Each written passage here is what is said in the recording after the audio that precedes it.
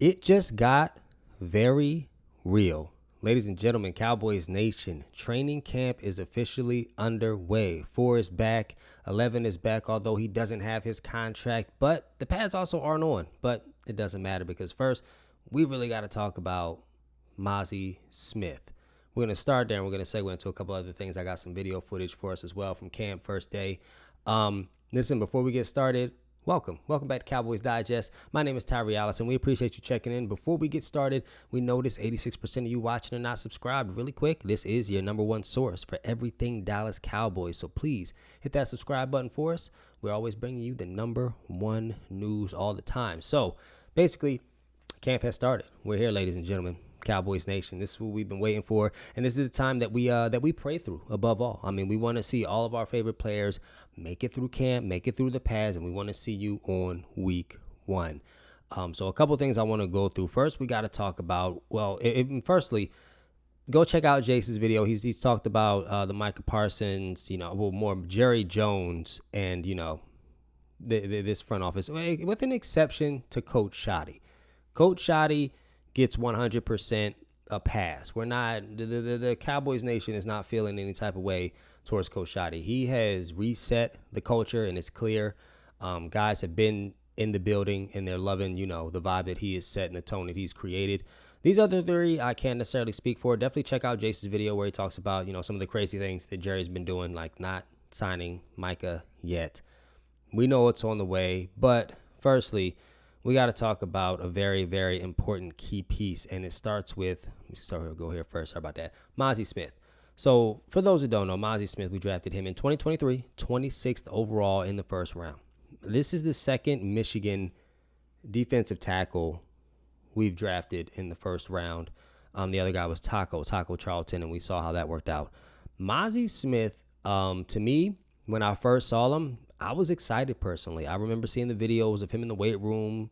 They said he's like one of the strongest guys over at Michigan. We have not seen that as a fan base, and we have been waiting for it. We've been looking for it. I mean, I hate to bring up our rivals, but we already know when we drafted him, this was the same year. I'm pretty sure that the Eagles had drafted Jalen Carter, and our motto is that this is our Jalen Carter. He has not been that. He has not been that. I read a very, very interesting article by over at D Magazine by Rivers McCown. A couple things that he stated on that. I'm gonna go to a quote in a sec, but one of the things he stated was this, and this is pretty, just hear me out. So the Cowboys will open the new NFL season taking on the Eagles outfit that ran 187 yards on them in Week 10 and 179 against them in Week 17. Dallas gave up 75 total points in both games and only scored 13. Not only were the Cowboys not competitive, they were so uncompetitive that the only reason the Eagles even put Saquon to play the second half was so that he can crack 2K yards. It was embarrassing. It was abysmal. Honestly, it's unexcusable. The Cowboys haven't been able to successfully stop the run since we won a Super Bowl.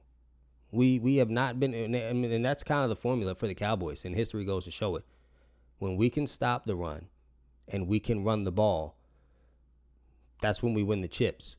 That's when we've got them all. And unfortunately, obviously, the Zeke window long came and gone. That was a 3-year, maybe 4-year window to potentially get it done with that run game and that style that we were playing. But the defense, the run game, stopping the run. I mean, Todd Gurley, I believe he ran like 200-plus yards on us in that playoff game in the divisional round after Dak had beat Russell Wilson and the Seahawks. We went to go play the Rams in the divisional round. Ran all over us. That was the same Ram teams that went to play the Patriots and lose. I believe it was 12-3, some low score game like that, very defensive. But it was a testament to how terrible our run game is. And Mazi Smith has got to step it up. I have another part of the article that says the Cowboys simply don't have a veteran to keep things calm in the run game. As we enter the 2025 season, there are 2 hopes that they can create that player. One is Mazi Smith. The other is the 7th rounder that we just drafted, Jay Toya, who carries 344 pounds on a 6'3" frame and was a load for UCLA.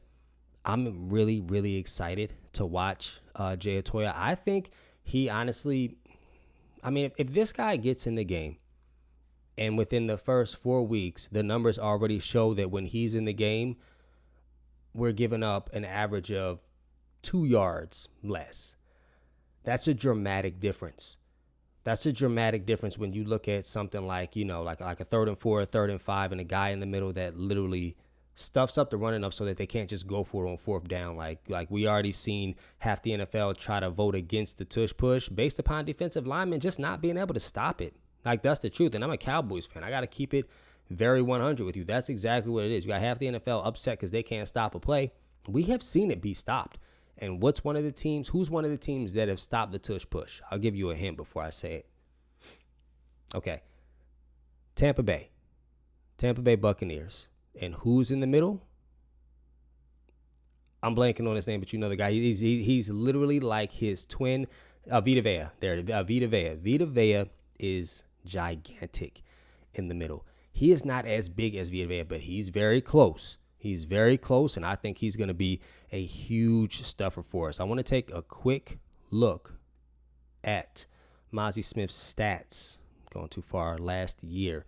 So last year, 17 games, 1 sack, 4 tackles for loss, 22 solo tackles, 41 combined tackles, 3 QB hits, and an AV of 7. That's not terrible. That article that we read went on to say this, with this quote: "The problem is that there's a major gap in quality between established veteran splits, time with untested youngster and first-round washout, and untested youngster and first-round washout man a position all by themselves." I know that sounds crazy complicated, so let me break that down. Basically, what they're saying is you got a guy who we drafted. He's a vet. He is supposed to be established by now, but he still plays like a rookie. And now you got guys that are also rookies behind him. We don't have enough veteran depth, quote unquote, technically. How's it going to look? Listen, this is a make or break season for Mazi Smith. Jerry Jones has already had his foot to the fire 3 times. Dak Prescott, CeeDee Lamb, and now Micah Parsons when it comes down to these contracts. He is not giving up top dollar for Mazi Smith on a re-signing. I mean, and let's also be clear on this too. This is a contract year. You can't trust players that go off on contract years that don't necessarily have a reputation for playing that way throughout their career. Everybody goes crazy during contract year. I mean, if I'm not mistaken, I feel like Trevon Diggs may have had that huge interception season and then got that extension. It may have come the year before. Let me know in the comments. But it is a make or break year for Mazi Smith. I really hope that, we see a different side of him. I feel like we will. I feel like Marshawn Nealon is going to be a nice key piece in there in the middle as well. Obviously, Solomon Thomas. He's not. I mean, we have pass rushers. Solomon Thomas is pass rusher. Also, Odigizua, pass rusher. All these guys are crazy pass rushers, and it's not a bad thing. But we need to be able to stop the run, and Mazi Smith is going to be a huge factor in how well this defensive line performs. And there's no 2 ways about it. I got some really cool footage here that I want to kind of show you from training camp. Now, of course, Micah Parsons. Micah Parsons is back. He is at training camp.